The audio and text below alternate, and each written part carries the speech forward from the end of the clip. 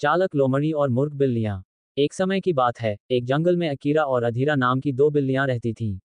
दोनों ही अपने अपने राज्यों के सम्राट थे और उनमें काफी गहरी दोस्ती थी। जंगल के एक भाग में अकीरा शासन करता था और दूसरे भाग में अधीरा।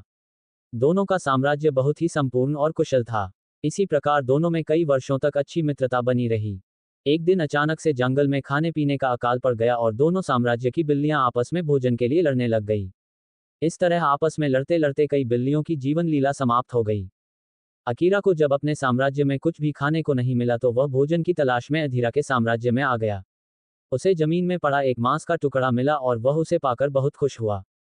जैसे ही अकीरा मांस की ओर लपका, अधीरा चिल्लाते हुए बोला, तुम मेरे साम्राज्य में आए हो, यह मांस का टुकड़ा तुम्हारा नहीं बल्कि मेरा है।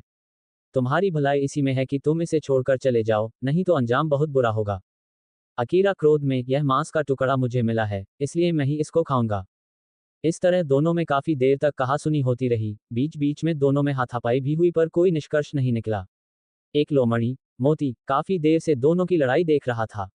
वह तेजी से दोनों की ओर बढ़ते हुए आया और बोला, भाई अकीरा और अधीरा आपस में क्यों लड़ रहे हो?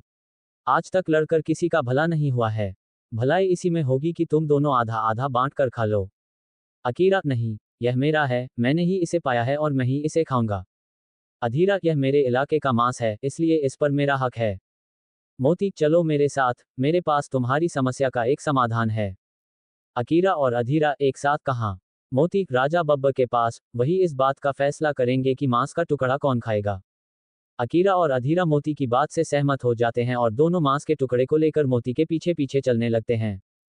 कुछ दूर चलने के बाद मोती कांपते हुए, दोस्तों, बहुत ज्यादा थकान हो गई है, थोड़ा आराम किया जाए। अकीरा और अधीरा उसकी बात को मान लेते हैं और तीनों आराम करने लग जाते हैं।